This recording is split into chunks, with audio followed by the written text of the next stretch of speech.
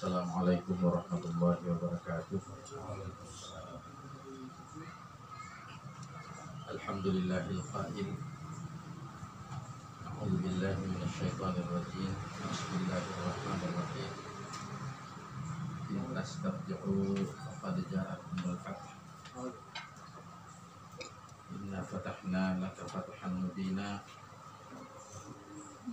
Nasrun minallah wa fathun qarib wa basyiril mu'minin. Wassalatu wassalamu ala man ja'alahu Allahu nuran yahtadi bihi basyiran wa nadhiran wa ala alihi wa ashabihi man safi syarabahu wal muta'addibina bi kamali adabihi wal mujahidina fillahi haqqa jihadihi wa sallim tasliman katsira amma ba'd.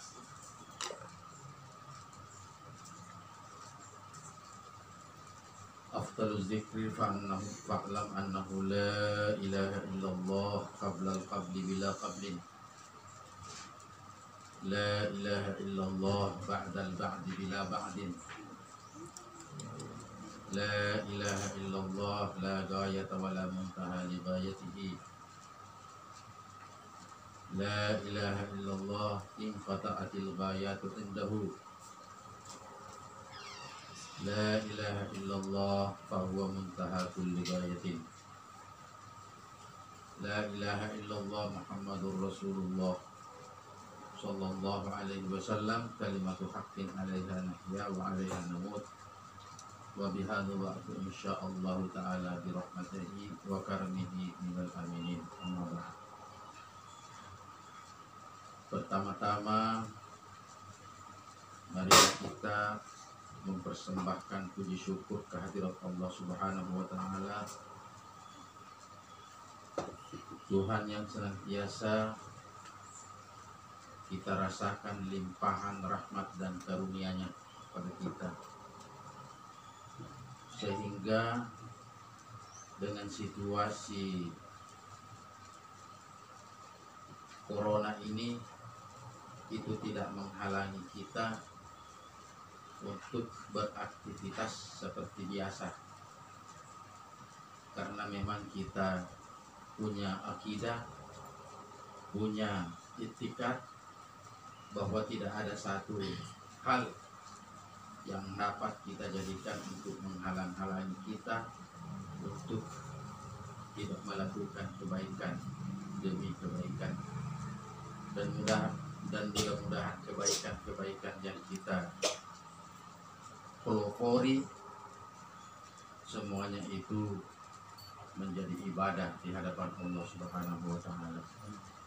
Karena itu kita perlu menjaga, memelihara keikhlasan kita, karena keikhlasanlah yang membuat ibadah kita itu, aktivitas kita itu bisa menjadi ibadah di hadapan Allah Subhanahu wa taala. Sholawat dan taslim mari kita haturkan kepada junjungan kita Nabi besar Muhammad sallallahu alaihi wasallam, Nabi rahmatan lil alamin, Nabi yang senantiasa tidak pernah jauh dari umatnya, sekalipun umat itu telah jauh dari tinjauan kurun waktu, dari aspek tempat, tetapi sebagai seorang umat yang benar-benar cinta kepada Allah, cinta kepada Rasulullah sallallahu alaihi wasallam, tidak boleh dia mempunyai ilmu pemahaman dan keyakinan bahwa dia bisa jauh dari Rasulullah sallallahu alaihi wasallam. Untuk itulah kita sejak terbuka mata kita di pagi hari dan sampai nanti sore, sampai malam, kita akan tidur dan istirahat. Mudah-mudahan aktivitas kita semua itu bisa bernilai ibadah di hadapan Allah Subhanahu wa taala. Selanjutnya, perkenankan saya dengan segala kerendahan hati untuk menyampaikan penghormatan, penghargaan yang sebesar-besarnya kepada ikhwan fillah atas kehadirannya di rumah kediaman tempat kami pada hari ini, untuk memulai aktivitas ya, dengan mengadakan rapat perdana di dalam menyusun struktur NU Kabupaten Maros yang kemarin ini baru diselesaikan. Selanjutnya saya secara pribadi maupun secara institusi NU menyampaikan selamat kepada Ketua Tangkis yang terpilih kemarin. Alhamdulillah, tidak ada yang bunyi makin ada gagal muni nasabah anu teh guli jama. Nah, itu ada ilmu yang terkait dengan Jatman di sini, dan kita sudah praktekkan kemarin. Karena di dalam Jatman itu ada ilmu. Yang pertama ilmu yang menyangkut istinja hakiki, satinja hakiki. Satinja hakiki itu mapaccing dekna asowoken, pacit tengah sowoken na Allah Ta'ala, itu adalah satinja hakiki.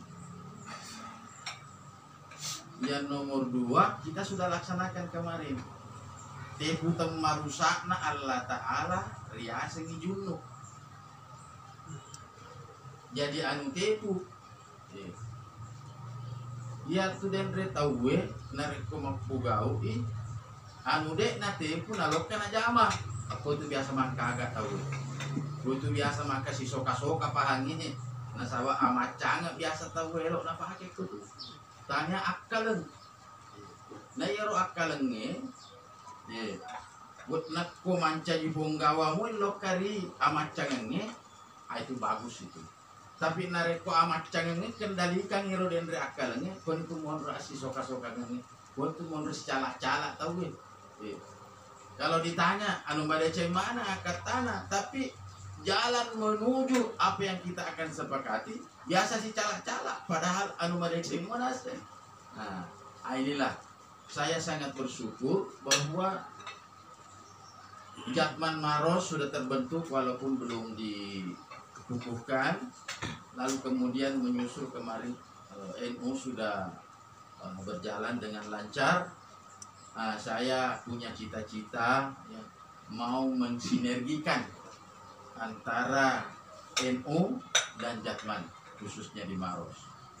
Karena NU dan Jatman itu memang tidak bisa dipisahkan. NU lahir dari ahli tarikat. NU lahir dari ahli tarikat. Lalu NU melahirkan Jatman sebagai wadah tarikat. Jadi saya biasa di omongan-omongan lepas mengatakan memang ada hadis Nabi. Nabi mengatakan ajibtu ummi waladat awaha. Aku heran ibuku melahirkan bapaknya. Nah, jadi NU itu melahirkan Jatman, bapaknya melahirkan. Masyaallah. Bapaknya dulu yang melahirkan NU.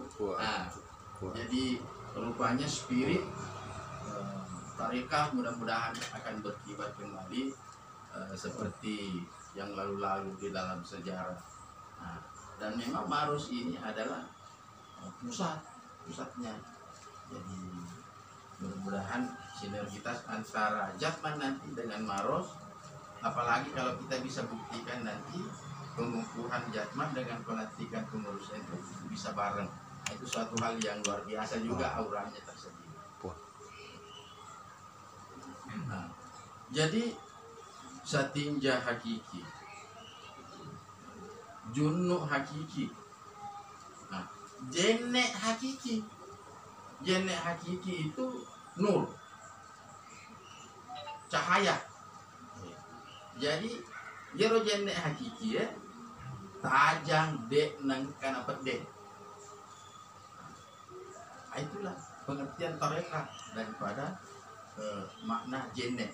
Itulah sebabnya orang yang selalu baru wudunya, bercahaya mukanya, dan menjadi penyebab nanti di hari kemudian tidak dipertanyakan. Umat Muhammad semua bercahaya mukanya. Nabi tidak perlu tanya ini umatku apa bukan. Tidak perlu tanya karena umat Muhammad itu bercahaya karena wudhunya dan sujudnya sewaktu dia tinggal di dunia. Baru masuk di sholat hakiki. Sholat hakiki itu tua tematena Allah Ta'ala tu biasa sempajang dia nak kena mati tua iman dan lungang. Jadi ada suatu makam di dalam tarekat itu nak mati dia nak kena mati melindungi. Nah sahabat dek nawelai nah pakai memang ngiro den mate nah dek pana mate. Nah itulah makna daripada sholat hakiki. Kemudian ada lagi yang bersifat hakiki yang berkait dengan syahadat. Syahadat itu asyhadu an la ilaha illallah wa asyhadu anna muhammadar rasulullah. Memang dua memang di bau. Mika dek na dua di sengker ruang. Dek ini. Ya roh Allah Ta'ala na tampu Muhammad. Itulah yang menjadi batin. Ya roh den Muhammad na tampu ipong Allah Ta'ala. Itulah yang menjadi syariat bagi kita. Dan itu adalah ilmu jatman, ilmu tarekat. Dan ini saya berharap nanti orang-orang NU jangan lupa bapaknya, karena kita adalah anak daripada ahlul tariqah. Ya, jadi ke depan itu baik skala nasional itu harus tidak boleh melupakan bapaknya. Jadi kemarin guru kita mengatakan NU itu bermodalkan akhlakul karimah dengan ilmu dan amal. Memang tapi jatman itu modalnya bukan berarti menolak itu atau menyediakan itu, tetap akhlakul karimah, tapi bedanya yang kedua adalah akbati remapacing. Yerodendre akbati remapacingnya terkait dengan sanad silsilanya, harus berdasarkan amanah, harus berdasarkan paktaro. Ketika ahlu tariqah itu tidak lagi memegang amanana, tidak lagi memegang paktarona, boleh jadi wiridnya tetap sama, namanya tetap sama itu juga, tapi tidak bisa luput dari penyimpangan. Contoh kita lihat di dalam sejarah. Itu Sayyidina Ali karramallahu wajhah menerima amanah, menerima paktaro dari Rasulullah Sallallahu Alaihi Wasallam paling di awal sejarah. Kok Ibnu Muljam yang membunuhnya? Kenapa bisa itu Ibnu Muljam menjadi pembunuh dari Sayyidina Ali? Padahal Ibnu Muljam itu adalah seorang hafidz Al-Quran. Dia adalah seorang fasih di dalam membaca Al-Quran. Dia adalah seorang yang berdiri, kalau berdiri tahajud bengkak kakinya karena lamanya dia bertahajud. Tetapi dialah yang menjadi pembunuh Sayyidina Ali. Kenapa? Ada penyimpangan intern.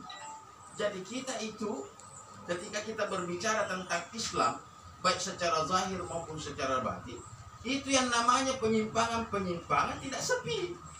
Keadaan dari dalam, serangan dari luar. Oleh karena itu memang sangat tepatlah ke depan ini NU itu diperkuat oleh Jatman. Dan Jatman itu bersinergi dengan NU. Karena dia adalah, kita tidak tahu kegai anak koro tegai Indo, nah kok ancajingin na elok kita. Tapi kok sejarah na elok kita, anak itu NU. Tapi nak institusi na dendre dita itu Jatman anak itu oleh NU. Jadi marilah kita semua menyadari hal ini. Mudah-mudahan ini bisa menjadi spirit bagi kita, terutama Maros ke depan. Dengan demikian kalimat Nahdlatul Ulama yang di dalamnya terkandung adalah kebangkitan. Kalau ini bersinergi, insya Allah ini Islam akan bangkit secara nurani, bangkit secara ruhani, secara zahir dan batin, bisa menjadi pelopor kebaikan, bisa menjadi agen perubahan. Ada istilah sekarang agen perubahan, bisa menjadi pembela daripada ma'rifatullah dengan tauhid hakiki yang kita warisi by sistem tarekat dari Rasulullah Shallallahu Alaihi Wasallam. Kemudian kita bisa menjadi penggagas yang namanya persaudaraan global. Itu tugas kita ke depan. Saya kira apa yang saya sampaikan dalam mukadimah saya ini mudah-mudahan bisa menjadi spirit kita semuanya, dan nanti bisa ditularkan kepada ikhwanina fillah, kepada pengurus-pengurus nanti yang telah ada. Dan saya berharap rapat kita pada hari ini membuahkan struktur yang dapat kita libatkan secara persaudaraan sejati di dalam mengembang amanah membina agama Allah Subhanahu wa taala yang kita cintai, dan mudah-mudahan ini ditulis oleh Allah Subhanahu wa taala sebagai bagian dari amal bakti kita kepada kita. Saya rasa itu yang saya bisa sampaikan singkat, dan selanjutnya saya serahkan kepada formatur selanjutnya untuk memandu acara ini. Semoga kita ini mendapat keberkahan dari Allah Subhanahu wa taala. Wallahul muwaffiq ila aqrabit thoriq. Wassalamualaikum warahmatullahi wabarakatuh.